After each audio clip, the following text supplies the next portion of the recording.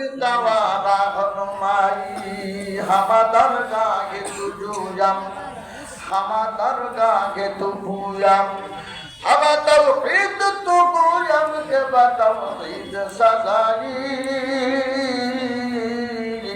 तू बाकी वो खुदा की मालिका जिक्र तु पूयम के तू पा मालिका जिक्र तु पूयम के तू पा वो खुदाई नरम जुजारा के तवा रहनुमाई कलेमा पढ़ेন লা ইলাহা ইল্লাল্লাহ। এখনো যারা দাঁড়ায় আছেন আল্লাহর রাস্তায় আসুন, বাইরে কেউ দাঁড়িয়ে থাকবেন না। মহিলা প্যান্ডেলে যারা আছে মা বোন, আপনারাও মনে মনে জিকির করেন সুন্দর আওয়াজে আস্তে আস্তে। শিক্ষিত মা বোন যারা আছেন তারা একটু দাঁড়া, যেখানে যেখানে ফাঁকা জায়গা আছে আল্লাহ রাস্তায় দেখেন তো মা, আমার বোনেরা দেখেন। ফাসতামিউ লাহু ওয়া আনসিতু লাআল্লাকুম তুরহামুন।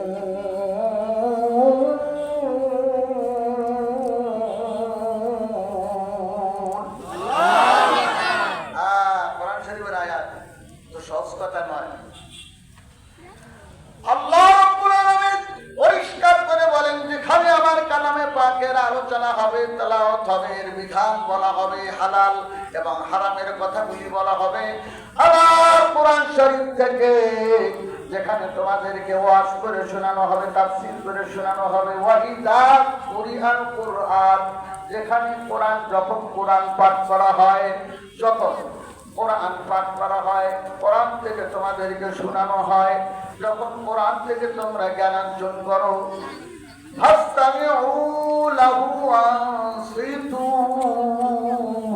তখন দুইটা আদব যদি তোমরা রক্ষা করতে পারো, ও বান্দা বান্দীরা, দুইটা আদব যদি তোমরা রক্ষা করতে পারো, একটি হচ্ছে মনোযোগ, তোমাদের মন, তোমাদের অন্তর, তোমাদের মানসিকতা, তোমাদের টেন্ডেন্সি, তোমাদের ফিলিংস সবটুকু আমার কোরআনের জন্য ওই মুহূর্তে একবারে অ্যাটেনশন করতে হবে, মনোযোগ দিতে হবে। হুজুর কি বুঝাইতে চায়, হুজুর কি বলতে চায়, কোরআন আমাদেরকে এখানে কি দিক নির্দেশনা দেয়। মুসলমান, কোরআনুল কারীম এমন এক কিতাব, এর সাথে যারাই যে যুগই লেগেছে আল্লাহ পাক তাদেরকেই যুগ শ্রেষ্ঠ করেছেন, দামি বানিয়েছেন। তাদেরকেই আল্লাহ পাক দুনিয়া আখিরাতে, কবরে, মউতে, হাসরে, মিজানে, পরকালে তাদেরকে আল্লাহ রাব্বুল আলামিন উঁচা করেছেন এবং করবেন। বন্ধুরা আমার, উঠসরায় এক হাতে উমর বাপে যায় কয়ে, এই তোর মাথা দেখলে কি? উটের মল, উটের কবর তোর মাথা কা?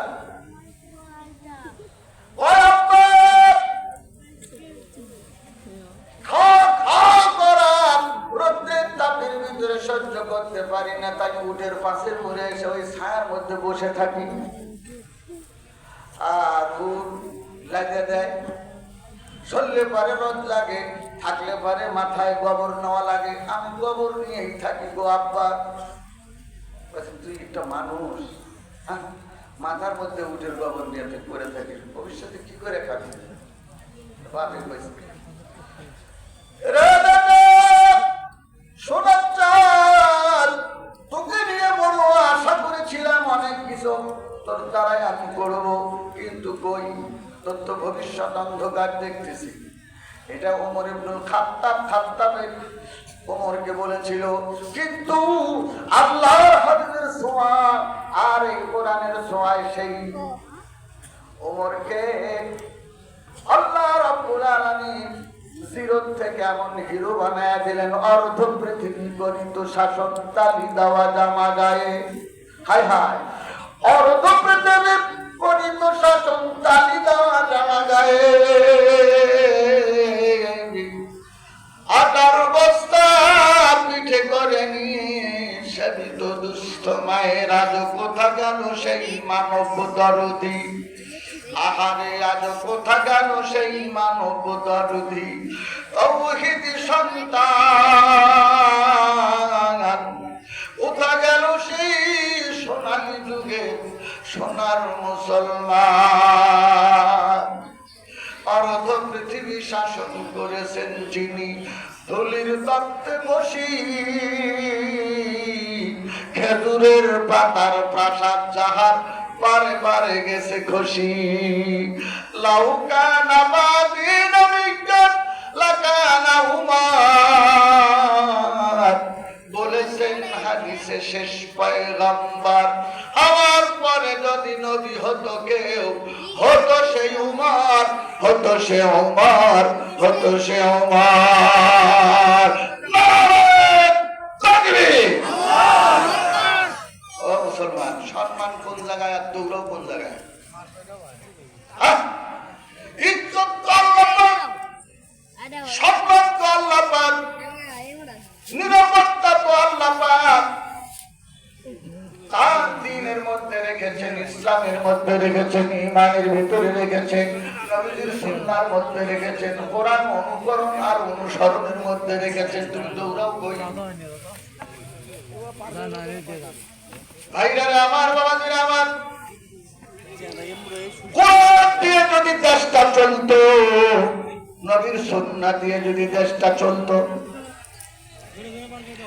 মুসলমান তো দূরের কথা গো ও মুসলিম কাফের মুশরিক বেঈমান ইহুদি নাসারা খ্রিস্টান বৌদ্ধ পৌত্তলিক মজুসি হিন্দু বৌদ্ধ খ্রিস্টান পৃথিবীতে যত জাতি ধর্ম নির্বিশেষে মানুষ বাস করে সবার ঘরে ঘরে আখিরাতে না হলেও অন্তত দুনিয়ার বুকে ভাইরা আমার মদিনায় রাসূলুল্লাহর সময়কার শান্তি বাংলাদেশে বিরাজ করত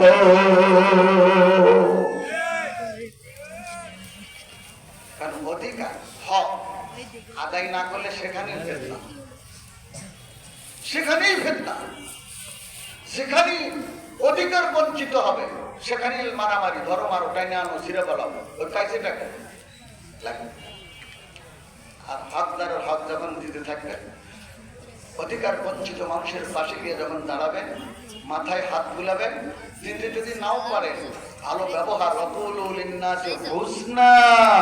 কোরআন শরীফে আল্লাহ পাক বলেন তার সাথে সুন্দর ব্যবহার সুন্দর কথা বলবে তোমার হাসি মুখের কথা শুনে যেন সে অন্তরটা ঠান্ডা হয় না আসলে মানুষ একটা না দেখ ইচ্ছা দেওয়ার দরকার নাই কিন্তু তার যে ব্যবহার তার যে আচার আচরণ তার যে কথাবার্তা আইরে আওয়াজটা বেশি পাওয়া গেছে কলজা ঠান্ডা হয়ে গেছে বলে না মানুষ কথা বলে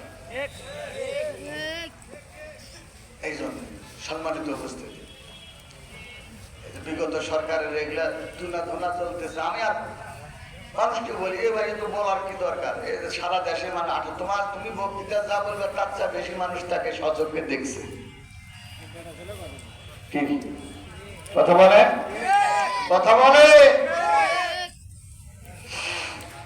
এই জন্য নিরাপত্তা যদি দেশবাসী পেতে চাও শাস্তি যদি পেতে চাও ঘরের দরজা জানালা খুলে যদি আবারও ঘুমাতে চাও সেনা বেবিচারী রাহাজানি ছিনতাই খুন খারাপি ধর্ষণ মামলা হামলা থেকে দেশকে যদি রক্ষা করতে চাও 18 কোটি জনগণ যদি এই 56,000 বর্গ মাইল এরিয়ার ভূখণ্ডটিকে শান্তির ভূখণ্ড বানাতে চাও কোরআন ইসলাম আল্লাহর নবীর সুন্নাহর বিকল্প নাই নাই নাই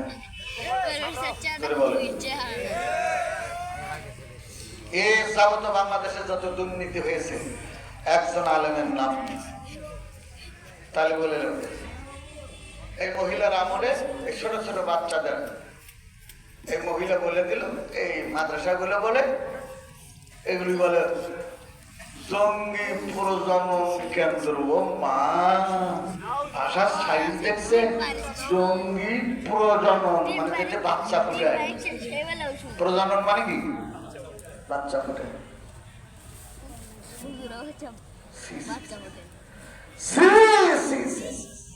আল্লাহ রাব্বুল আলামিন দেখায় দিল, খালি বাংলার 18 কোটি না, সারা দুনিয়াকে দেখায় দিল। আপনার ঘরের বউ 1 ঘন্টা আগে পালায় গেলে আপনি নিবেন না, আর 18 কোটি জনগণ নেয়। এত সস্তা, ঠুস করে ঢুকে যাবে।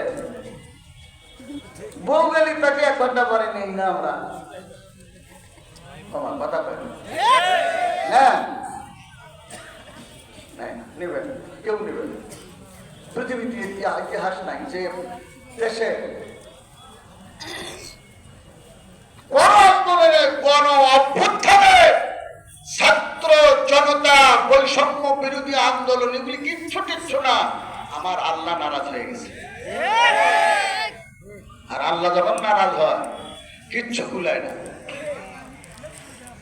নমরুদ মরিল মশার কামড়ে, ফেরাউন মরিল লিল্লাহ দে, সাদ্দাত বানালো কি বেহেশত পারিল না থাকিতে। বন্ধুরা আমার, ভাইয়েরা আমার, আসুন একটু গোছায় নিলাম আপনাদেরকে, কারণ মজলিসে ভাত দিলে সাথে সাথে গাছ মারে না, মানুষ বলবে জীবনে বোধহয় খায় নাই।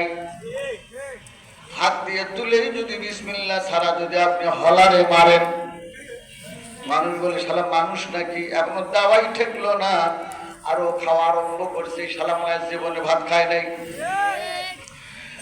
গাছের গোড়া কেটে কেউ আপনারা ডাল পালা না ধরে আর শালবাকল না তুলে সেকশন না দিয়ে, দেখবেন যারা কাঠ ব্যবসায়ী তারা আরো মেলের মধ্যে 6 মাস বছর কাঠ রেখে দেয়।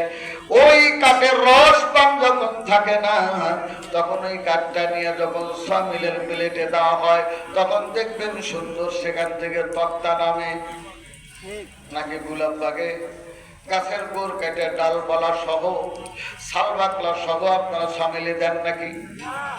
ঠিক তদ্রুপ মাহফিলের আগা পাশা ছিল না, সব কেউ দাঁড়ানো, কেউ বসা, কেউ হয়তো পানি খাওয়ানোর মতো এখানে 6 জন, ওখানে 5 জন, ওখানে 3 জন, ঠিক মহিলা এবং পুরুষ 2টা প্যান্ডেলের একই অবস্থা ছিল।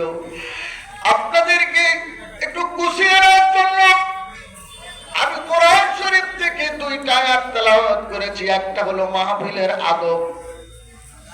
আল্লাহ পাক বলেন, যখন তোমাদেরকে সামনের দিকে এগোতে বলা হয় তখন এগিয়ে যাও। হাদিস শরীফে রাসূল বলেন, তুমি 1 বিঘত যদি আগাও তাহলে আল্লাহর রহমত তোমার দিকে 2 বিঘত 2 হাত অগ্রসর হবে। তুমি যদি আল্লাহর দিকে 2 হাত দাও তাহলে ডাবল আসবে। ওয়াইদা আতাইতুহু ইয়ামশি আতাইতুহু হারওয়ালাতান। তুমি যদি আল্লাহর কোরআন শোনার জন্য হেঁটে হেঁটে যেতে থাকো, আল্লাহর রহমত তোমাকে সেই দৌড়াইয়া তুলে তুলে নেবে। কোরআন বলছে যেখানে কোরআন পড়া হয় মনোযোগ দাও। আর 2 নম্বরে কোনো আওয়াজ হবে না, কোনো সাউন্ড হবে না, ডানে বামে সামনে পিছনে কোনো সাউন্ড হবে না, সাউন্ড নাই, পিনপতন আওয়াজ নাই, কোন শব্দ নাই। আল্লাহর হাবিব যখন কথা বলতেন সেখানে মাথার উপরে পাখি বসতো। পাখি অনুমান করতে পারতো না এটা মানুষ না, এটা পাথর না, পিলার না, খাম্বা। আমার সুবহানাল্লাহ না, নারায়ণী না, তার কি আর পারতো? সুবহানাল্লাহ একটু জোরে বলে, সুবহানাল্লাহ।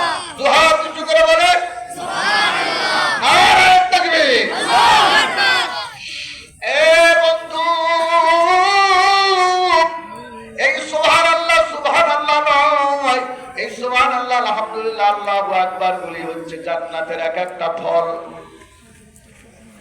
নবীজি বললেন, ইজা মারাতুম বিরিয়াদিল জান্নাত, তোমরা যখন চলাচল করো তখন জান্নাতের বাগানে গিয়ে বসো। সাহাবায়ে কেরাম আশ্চর্যিত হয়ে গেলেন, পরেশান হয়ে গেলেন, বললেন নবীজি আপনার মুখে আমরা শুনেছি মানুষ মারা যাবে, কবর হবে, হাসর হবে, মিজান হবে, আমলনামা ওজন হবে, তারপরে গিয়া ফারিকুন ফিল জান্নাতি ওয়া ফারিকুন ফিস সাইর, মানুষ জান্নাতে যাবে না হয় জাহান্নামে যাবে। আপনি যে বলছেন তোমরা দুনিয়ার মুখে ইযা মারাতুম বিরিয়াদিল জান্নাতি ফারদাউ,